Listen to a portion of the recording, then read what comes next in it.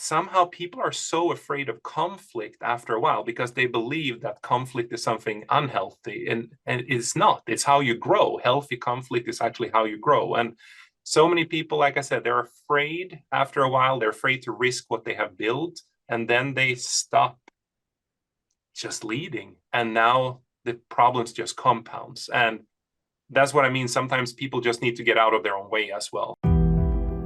Welcome to the Audacious Living Podcast, hosted by my man, Audley Stephenson, the Odd Man. Greetings and salutations. Welcome to the Audacious Living Podcast, where our mission is to empower you to live your best audacious life ever. It's always a pleasure to be here, sharing insights and conversations that inspire growth, resilience, and a bolder approach to life. I truly appreciate you for taking the time out of your day to join us on this journey of discovery and transformation. Now, just for a moment, let's imagine a vibrant garden filled with diverse plants, each thriving in its own unique way. Now, picture this garden turning into an adult daycare. Instead of flourishing, the plants become stunted, over cared for, and ultimately less vibrant. This is what happens in organizations when leaders fail to foster a culture of accountability and growth. Just like those plants, employees need the right environment to thrive, which includes emotional regulation from their leaders. When leaders become stagnant and avoid conflict, they create a detrimental culture that stifles curiosity and transformation. However, just as a garden can be rejuvenated with proper care and attention, so too can individuals experience personal growth and transformation at any stage in life. Today, we have a fantastic guest who embodies this journey of transformation and leadership. Joining us is Andreas Pettersson, a seasoned entrepreneur and former CEO who made a remarkable transition in his own life from leading a tech company to advising fellow leaders on navigating the complexities of business and personal growth. With a background in software engineering and a wealth of experience in corporate culture, Andreas now dedicates his time to helping CEOs and founders avoid the pitfalls he encountered. His emphasis on emotional intelligence, adaptability, and fostering a healthy company culture makes him a vital voice in today's leadership conversation. His insights into emotional regulation, the concept of adult daycare in organizations, and the necessity for leaders to remain curious and open to change are incredibly relevant to this episode. And Andreas' personal journey and the lessons he's learned along the way provide a rich backdrop for our discussion. So now that we've got you all set, let's turn to our conversation with Andreas. Enjoy.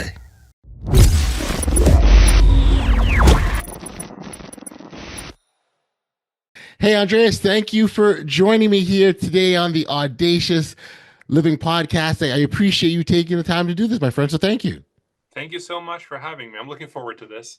No, it's great to be able to engage in conversations that can help individuals get to that best audacious life that we talk about here on this podcast. And it really, for me, it is such a blessing to be a part of these kind of conversations because you really can make a real difference in the lives of others. I love that. And it's one of my missions as well with what I do is I want to impact as many entrepreneurs as possible for them to achieve a happy, good life. Basically. Got you. So maybe let's dive into the work that you do, and maybe as a starting point, we can again fill our listeners on the work that you do and what's got you to the point that you're at now. Absolutely. So I went the corporate route first. I'm originally a software engineer. We spun out a separate company 2017, and after 7 years, I exited out of that company as a CEO to see a tech company, and I realized that I would never have been able to achieve what I achieved if it wasn't for others, my mentors, my coaches, business partners, everyone else. And instead of jumping on and just doing my next gig somewhere, I decided to start my own company where I advise other CEOs, other founders, so they don't make the mistakes I made, and also sometimes get out of their own way a little bit, because we CEOs tend to be pretty intelligent people, but we also tend to have very strong opinions sometimes, and we need to make them more loosely held. Got you. Was it a tough transition for you? A lot of people ask me that, my friends. you're giving up a piece of your identity and a little bit of your ego. When you've been a CEO for 7 years, you're used to having staff, you're used to having certain things, get invited to certain things, living a certain financial life. When you leave it for the first 6 weeks, it created a weird vacuum for me where I felt, who am I? Who did I used to be? Who am I going to be? I'm a very much forward-thinking person, so I quickly transitioned into sort of my next chapter. The coolest thing, though, is I actually have a heart issue called AFib, and I've done 2 heart surgeries. My Apple Watch track how much AFib I have. When I was a CEO, it was around 60-70%. Okay. When I stopped working, it now has dropped down to like 5-10%, which is just crazy. So even though I didn't understand, and I work more now hourly than I did before. But yeah, there was a lot of interesting things that happened both physically and mentally in the transition. And is there something that you felt like in that, like I just wonder how quickly you felt that change? The change. So first of all, more energized. My wife told me she see me dancing in the kitchen in the mornings. I'm up, I'm driving the kids to work or to school, I mean, and I don't know, I'm happier, I'm more fulfilled. I am financially, it's not as fun as it used to be, but I'm good. We're good in general, but it's just no, it was a transition. And I met a lot of other CEOs or founders when they sell their company or they're merging them or whatever ends up happening, they go sit on the board. They have to rediscover who they are. And that it's easy for a lot of CEOs to become dopamine junkies and constantly look for that next big dragon to slay in their business. And when you're on your own, you don't have a big next, well, you have your goals, but it's not a dragon per se. So you have to redefine and recalibrate your dopamine a little bit, I guess. Got you. Have you met others that have had the same experience? Well, it's interesting because it's very individualized, right? From one person to the next, and a lot really happens what's happening in their an individual's personal life, right? And that will also influence, because we're not one person, one place, and one person. We're the same individual, and so they're all sort of linked together, and so that's why I say it's very individualized from one to the next. The biggest burden, absolutely, and the biggest mental burden I would say that was a transition for me is, have everyone been taken care of? Everyone in these like we were 150 people roughly when we merged now with another company. I was asked to stay for 2 years and I just felt I was done. Still to this day, I reach out to some people who maybe weren't happy in the transition and so on. So what I'm trying to say is, when you're a CEO and if you care about your employees, you constantly think, will they be okay? It's like your children somehow in a weird way. And that has been the one thing that have been lingering. And I want to say about 2 weeks ago, one of the last persons, I wasn't sure where she was going to end up. She landed another job because she didn't want to go with to the new company either. And she called me and like, hey, Andreas, I finally got a job. And for some weird reason, the weight on my shoulder was just like gone. I felt like, okay, now I have done my part. Everyone landed that I care for deeply, landed in a good spot, and I can mentally truly move on.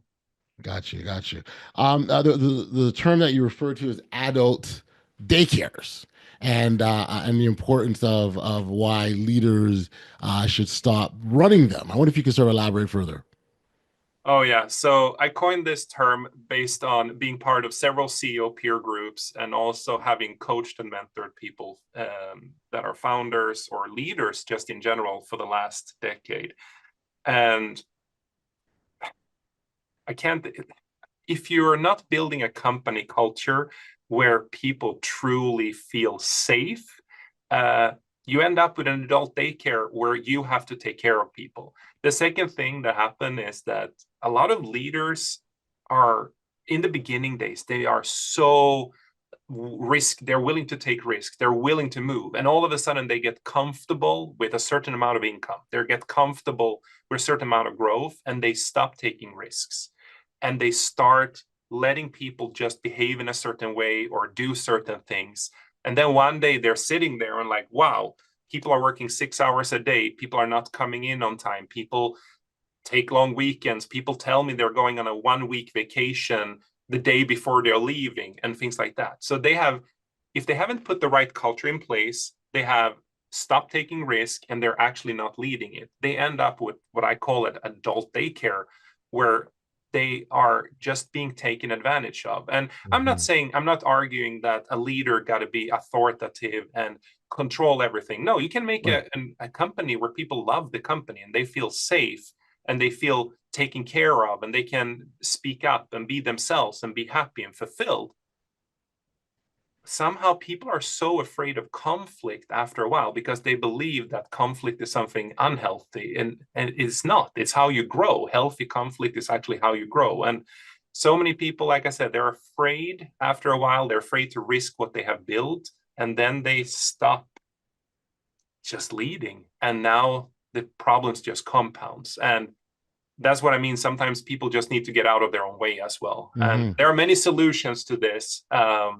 Obviously, you can hire someone who goes in and take control, or you can, but often you have to start within. The founder you were 2 years ago, the people you needed 2 years ago are not the people you need for the coming 2 years. That's just the way it is. Gotcha. It's interesting because there are some people. So let's actually go back because I want to talk about sort of the health of the organization. So the adult daycares negatively impact the health of the organization because you're not thriving, you're not growing, you're not evolving. And so when you look at sort of times in the rapidly changing environment where businesses have to be, flexible and adapt and move at a drop of a dime, so to speak. Having these types of environments that you describe, these daycares for adults, is not conducive to the world in terms of where the business world is heading. Correct. And either a company is growing, if they're stagnant, they're going to fail over time. Stagnation is only a temporary thing, and they got to be in growth. And growing people create growing organizations. And it starts at the top. If the leader at the top is not interested in growing its people, not making a workplace where they feel safe, not giving them career opportunities, now, sure, in the end of the day, you still need to get the results, and you have to you have to fire your brilliant assholes that you have in the company. And those are always going to exist. But it's when you stop making decisions out of fear, out of risk, that's when you're running into big issues. So like you said, flexibility is the key. One of the main reasons why I labeled my advisory Leaders Adapt is because leaders need to adapt all the time. And the biggest fear that they should have is the day they feel safe and they feel like, I got this, now they should be worried because then they stop listening, they stop caring. And in this day, and like especially right now, like people need to constantly be evolving and changing, especially with AI coming in as well. And I've seen it already, how it changes how people approach jobs, how people approach certain situations, jobs being lost, jobs being created as well. People don't talk about that. We always talk about it in the negative way. But I'm saying is that adapting is key, and having an adult daycare. You have three options. Like either you hire someone else to be your COO that is willing to go in and take the risk, truly empower that person, or you step into the leadership role you used to have when you founded a company, or sell it. All other options, you're going to fail.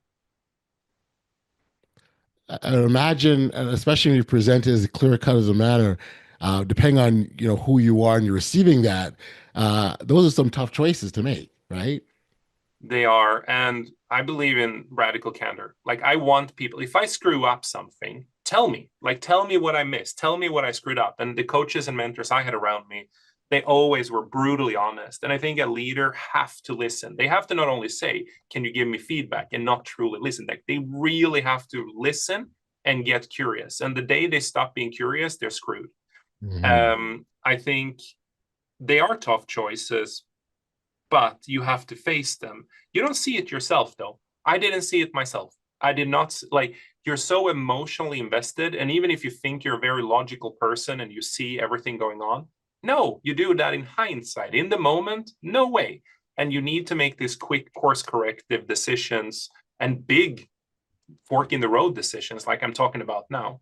And that's why I'm not saying don't work with me, work with anyone. Like just work with anyone else who dares to be brutally direct and open and honest with you, and you will avoid a lot of misery in your life. I hear that. I hear that. Um, in all that they're talking about, it really what I'm hearing clearly is a mindset shift that in terms of how you approach things, how you think about things, how you view things, and you know, you might be familiar with that expression, kind of what got you here won't get you there. Right? You think about, I did all these things, I achieved this level of success. Great, it's not working out. Right. No, we get back a C word, the change, right? Like sort of talk about that mindset, the need for being able to shift that mindset. Yeah, and you use the word, well, you can use the word fear here, because when you started your company, when you grew it, when you had your first employees, you didn't have the same level of fear. You had a passion, and you wanted to drive things, you wanted to do things, and you were willing to take the risk because you didn't have anything to lose. Fear creeps in when you have something to lose. And as soon as you identify fear as a problem, you have to recalibrate it as unfamiliar. You're just unfamiliar. The other thing is, like you said, yeah, you have to look within. You have to stay curious on your mindset. You have to be willing to always change. You have to believe in what you're doing. And over time, I would say as a really strong leader, you got to learn to listen. In the beginning, the first 1 to 3 million you make in revenue, whatever that is, like the first few hurdles, you can do a lot by just grinding it out, working really hard, and you can technically kind of be an asshole and get the results. If you want to grow beyond that, especially when you start hitting your 8 figures, the tens of millions, you got to listen. You got to surround yourself with people that are way smarter than you, way more driven than you. And you can't run a marathon forever. You can run sprints, but you have to shift from being the marathon runner to the sprint runner and knowing who to put in what situation. And leadership skills is developed through curiosity on others, and on yourself. Yeah. I'd love to have a conversation with you about the importance of emotional regulation. You know, our emotions can, you know, as wonderful as they can also be a detriment if we're not being mindful of them. For leaders particularly, it's even more so important because those feelings, those emotions, those energies, it can be passed along through the entire organization, the people around you.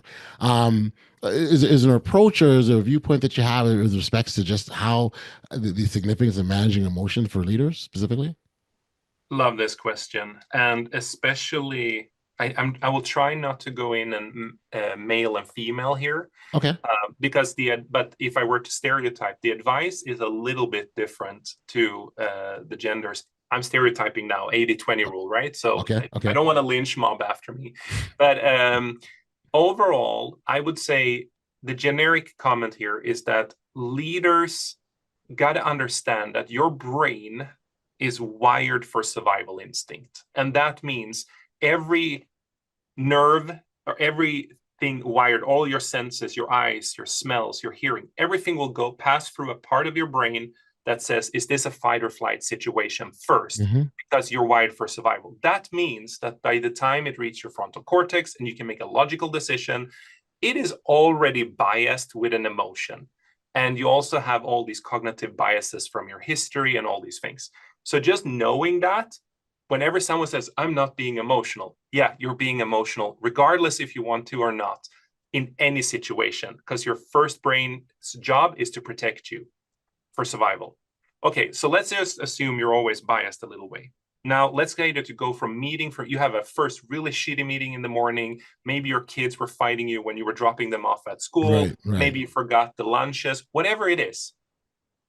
You are going to walk in extra heightened on an emotional state to the first meeting you have. If you now go into that meeting, and we all heard of the scream-a-loop, you scream at your employees who then scream at their kids at home, which means that the kids show up at the daycare more pissed off the next person. And then that might be the person you're dropping off your kid to that was running that day. You get like, it's just one loop of irritation. the trick for good leaders is just cut it out. Like, you have to find ways throughout the day where you truly think, what emotional state am I in?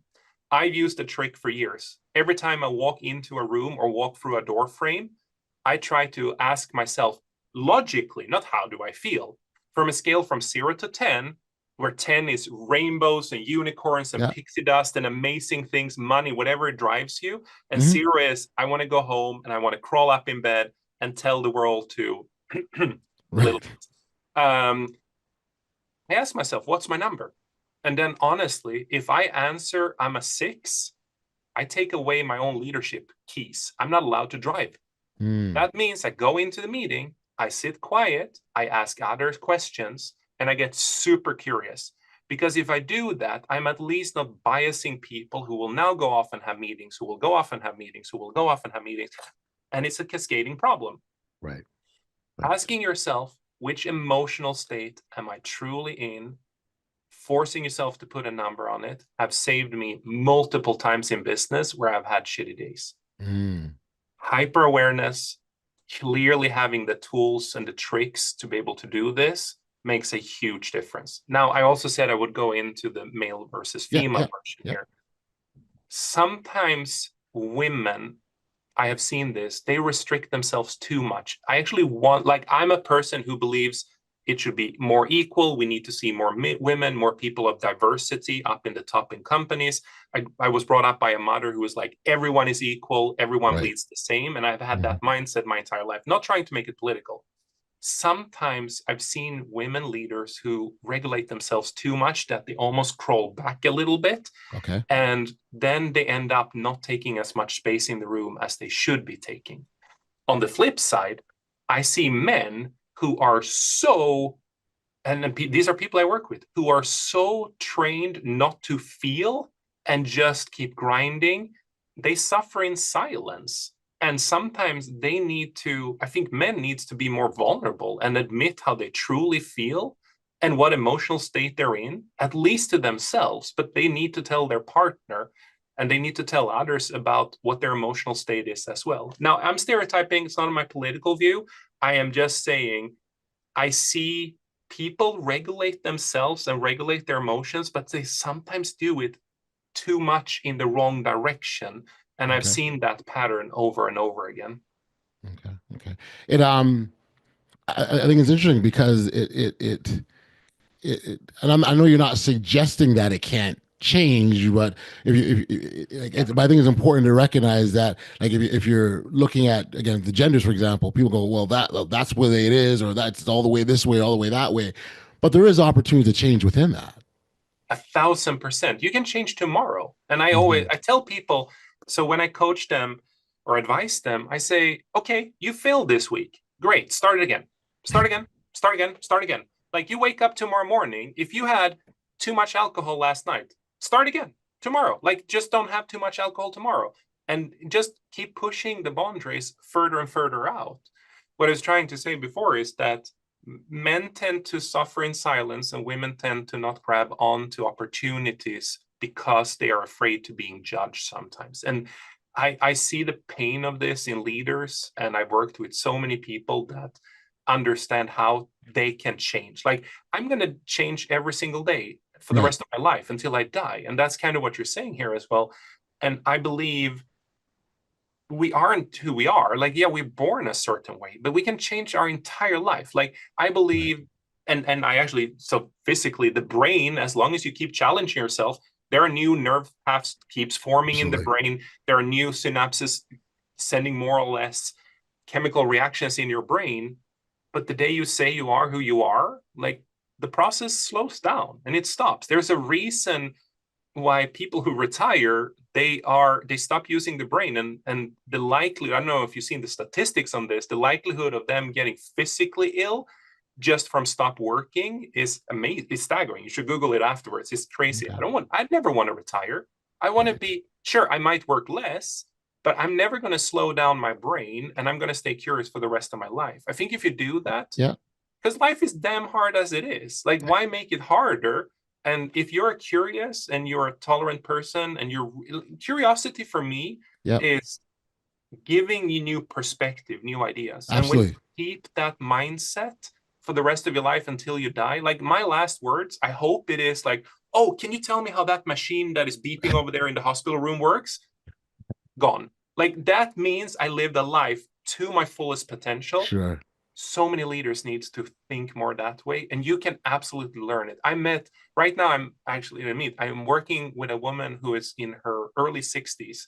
Mm-hmm. She is an executive at a mid-sized company, and she started with me basically saying, I think I am who I am. I can't change. In the last 4 months, she have seen dramatic life change in a positive way. And she's like, I never knew that by working with how I perceive certain situations in the corporate, in a professional setting, I would get so many benefits in my private life. Yes. Yeah, because if you work on your leadership in the professional setting, you get curious. Obviously, you're going to stop looking for all the negatives and have a negative mindset in your personal life as well, or in your private life. Absolutely. And so I'm just rambling here, but I'm but I think about this. No, you're I think you're absolutely right. And I think so oftentimes people try to make that distinction between one or the other. We are the same person, right? We are the same individual, right? And so absolutely. We're private and then we're professional, and personal is the in-between. It's bringing your identity to a work environment, but you also bring your work environment into your home. That's right. That's right. I have had, obviously, like it's clear, I have had years where I was struggling at work, or not years, but months at least. I was a complete asshole at home. And my wife, she's like, wake up, stop behaving like that, and stop bringing your work home. And I realized I had to compartmentalize when I came home. That doesn't mean I shouldn't, as a man, feel. I should still say what I feel, but I do, and you should look within and be curious on that as well. I just have to express it and not just suffer in silence. And the reason why I keep bringing that up is I also am working with several leaders right now who carries the world weight on their shoulders. Before they talk to me, they haven't really talked to anyone. And they never truly opened up about how they truly feel in certain situations in business. But obviously, it's all connected. It's absolutely all connected. And people think they can compartmentalize their emotions and just suppress them. Really bad, really bad long term. And it leads to, I've seen many CEOs who start numbing themselves with alcohol, right, cheating, whatever they're doing. And I'm not saying man or women. I'm saying both. No, that's right. No, I hear you. And it's scary. It is, and it's funny because the interesting thing is, especially from the perspective of a leader, if you're able to introduce that personal side, it actually helps in your role and your capacity, because you're now able to create opportunities for connection. Right, so you're now able to potentially connect with individuals, and that's not a bad thing, because if they feel connected to you, it helps the process of leadership to move forward. Right, you're leading people that you're connected to. You understand them better. They understand you. They'll probably go to the wall for you a bit harder, just because. There's also the benefits that come out of that, but we have to be able to let go. And I know it's vulnerability now becomes an issue, right? Because that means, there's a certain level of vulnerability you have to be comfortable with. And I know that's a whole other part of the conversation, but there are some really key benefits when you look at it. I think, and you can hear English as second language here. I come from Sweden originally, and the Scandinavian countries are the happiest countries in the world. You can Google this. And they always come, Sweden, Denmark, Norway, Finland. All countries always come out on top. I think a part of that reason, and I saw it in the leadership in Europe, and I brought it here to US over a decade ago, and that is, you're only human. But if you don't admit you're human, it's really hard to make deep, meaningful connections with other people.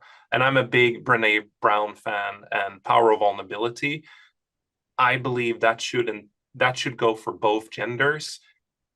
The only way you know how you truly feel is to start by constantly looking inwards. And how do I truly feel? Am I truly doing the things that gives me the life purpose I want? Am I truly experiencing what I want to experience? Am I doing things? I've seen so many people do generational damage, for example, not caring enough or not being there for their children enough, or always breaking up marriages, whatever they're doing, like it is generational, and you have to become hyper aware of yourself so you can stop those weird behaviors. What I'm trying to say is the only way you get there, and I saw this in the Scandinavian countries, and the reason why we're happy is we make deep, meaningful connections with other people by being strong enough, have the self-worth, have the courage to share how we feel, and share and have the dialogue, have direct, non-emotional, expressive conversations. And I think when you can do that, then you are feeling more fulfilled, you're feeling heard, you're feeling understood, and you can achieve a lot of things together. I'm not saying one is better than another. I'm clearly living in the US. I have no plans of moving back to Europe. But that doesn't mean I can't cherry pick the one thing I have noticed within leadership that makes the world difference. It's interesting. You said you said the C word that's very much in line with the podcast, is courage, because sometimes it very much takes that courage to take that step forward. In this case, and with the context that we're talking about, it takes courage to be able to be vulnerable, be okay with being vulnerable, to be able to create those connections.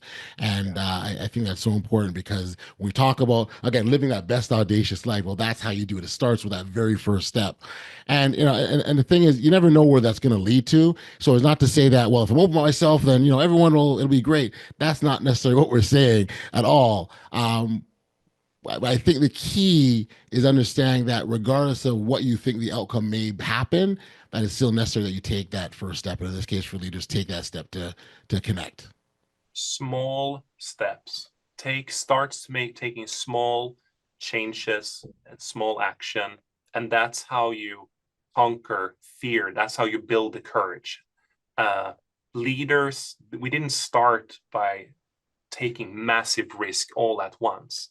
We did it in small incremental steps, and we got rejection over and over and over and over again.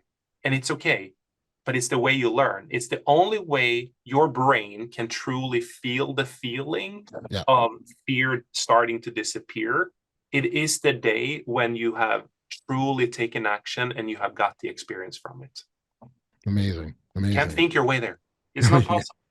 And then the other thing I would give as a strong recommendation, if either keep reading, keep getting curious on like either religion, either philosophy, or just general, like talk to people and get curious about their lives. Ask more questions than you tell your own story. And it's kind of reverse here compared to, I'm talking a lot, you're asking the questions, but it's in this forum. But what I'm trying to say is that if have something that makes you truly have a pattern where you take either it's religion and affirmations and all the things to live that life, or it's philosophy, or it's truly listening to others. But make it a pattern to take a step back every single day, learn something new, and then reflect. Many people visualize in the morning, they do their affirmations. I strongly reflect you to end of the day, reflect on, did I live my life today? Not tomorrow, like not 2 years from now, just today, in the best possible way for me to be set up for success tomorrow. Gotcha. And many people forget that they have to reflect in the end of the day, sadly. Very true, very true. And they're on autopilot, and then life happens. Yeah. I think life happens exactly, and it takes over, and that's when it no longer is in your control. There we go. Yeah, Andreas, this has been a fabulous conversation. I really appreciate you sharing your insights and viewpoints and perspectives. I think for leaders, it's so key that we talked about the emotional regulation and developing the mindsets, and specifically we had you talked about being curious and how important that is. I think those are all key aspects into leaders being able to have the biggest and broadest impact as they can. So thank you for sharing that. For individuals that want to learn more about you or connect with you directly, where could we send them? Either they go to Instagram. I'm there. My tag is Andreas the CEO. I reply to all my messages. So if you reach out, you have a question about leadership, you have a question about a dilemma, I typically try to point people to some way or some form of information. Mm-hmm. If you want to work with me, you can also reach me there, or you can go to leadersadapt.com.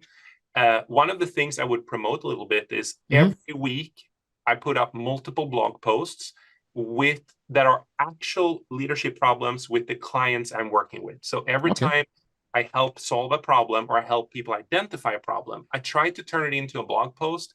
And since November, mid-November, or in the last 3 months, and probably 30, 40 blog posts I've written that are actual dilemmas people have today. And also I give some advice on how to overcome them. Beautiful. That's awesome. Well, we'll make sure that the contact details in the show notes below, and encourage individuals to check out those blog posts and see the real life problems that leaders and CEOs are facing. That's great. Thank you for being a guest, Andreas, on the Audacious Living Podcast. Thanks so much for having me.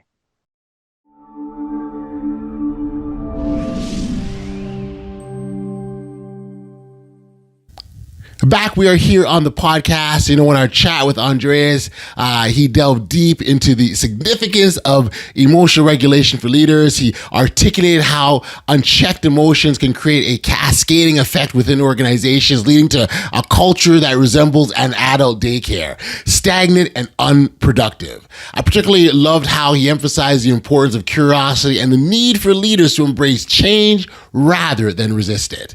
He shared a powerful perspective, that personal growth and transformation are accessible to absolutely anyone, regardless of the stage they are in life or career. This resonated with me in a big way because it reinforces the idea that we all are capable of evolving and becoming the best version of ourselves. If you want to learn more about Andreas and his work, I encourage you to connect with him directly. You can find him on Instagram at Andreas the CEO. And for more resources, certainly can visit his website at leadersadapt.com. Of course, in the show notes, you'll also find links to his insightful blog posts, which tackle real-world leadership dilemmas and provide actionable advice. Certainly don't miss out on the valuable resources Andreas offers through his blog. These posts are designed to help leaders navigate common challenges and foster a healthier work culture. I want to take this opportunity to thank you for tuning in to another episode of the Audacious Living Podcast. I hope you found inspiration and actionable insights to help you on your journey to living your best audacious life. If you've enjoyed the conversation, please take a moment to like, follow, subscribe, or share this episode with someone in your community to help us grow our community. Together we can empower more individuals to embrace their audacious lives. Until next time, stay safe, be kind, show love to one another, and be audacious. You've been listening to the Audacious Living Podcast, hosted by Audley Stephenson. If you enjoyed what you heard, be sure to like, subscribe, and share.